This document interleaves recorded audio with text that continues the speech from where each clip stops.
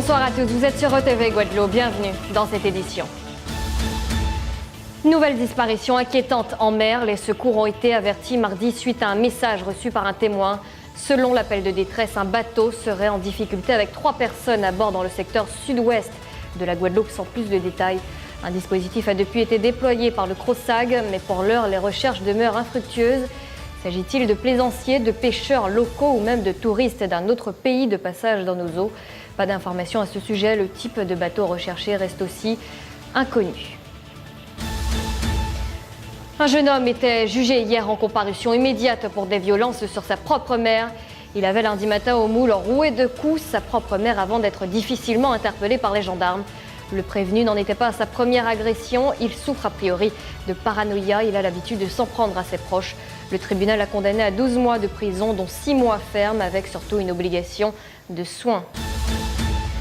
2 jours après l'agression du lycéen de Carnot, l'auteur présumé des faits, âgé de 15 ans, et son complice 17 ans, ont été placés en garde à vue au commissariat central de Pointe-à-Pitre. L'agresseur présumé s'est rendu lui-même dans la matinée du mardi 17 janvier. Il a indiqué avoir agi après un différend avec la victime. Selon la version du mineur de 15 ans, sa victime lui aurait acheté des vêtements pour lesquels elle demandait à être remboursée. Le montant de ses achats oscillerait entre 100 et 150 euros. Nouvelle mobilisation du collectif de défense mobile ce mercredi. Ils ont bloqué la circulation à Sainte-Rose, à hauteur du pont de la rivière Moustique précisément. Le collectif réclame la reconnaissance des titres de propriété des habitants de la cité Charles-Gabriel, remis en cause par l'agence des 50 pas géométriques. Ils souhaitent être entendus par la municipalité. Pour mémoire, un rendez-vous avec la mairie de Sainte-Rose était déjà prévu à la date du 30 janvier prochain. Notez enfin que le barrage a été levé en milieu de matinée sous ordre du préfet.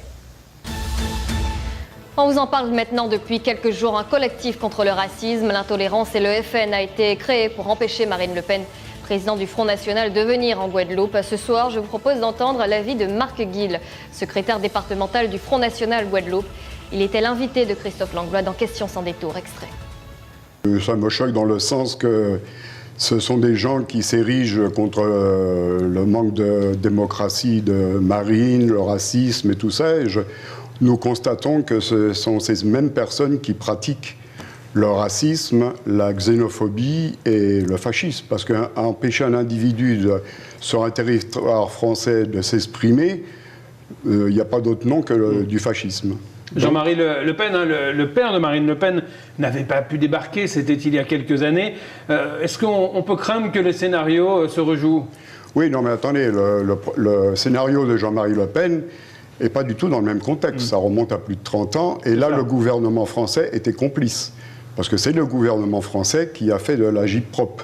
C'est le gouvernement français qui a favorisé l'incursion des grévistes, pas des grévistes, des manifestants, sur le tarmac. Donc là, il y avait complicité du gouvernement. Là, actuellement, que ça se reproduise, je ne pense pas. Égalité, équité, laïcité, c'est le thème du séminaire organisé par l'Académie de la Guadeloupe. L'occasion pour les personnels et les élèves de l'Académie de s'informer et échanger. Plusieurs experts, dont Roger Cruc, président de la FAS et de l'Union solidariste universitaire, Francis Lec, bâtonnier, avocat à la Cour, avocat Conseil national de la FAS, participent à ce séminaire. Des thèmes comme la déontologie des fonctionnaires de l'éducation nationale, laïcité et valeurs de la République sont abordés.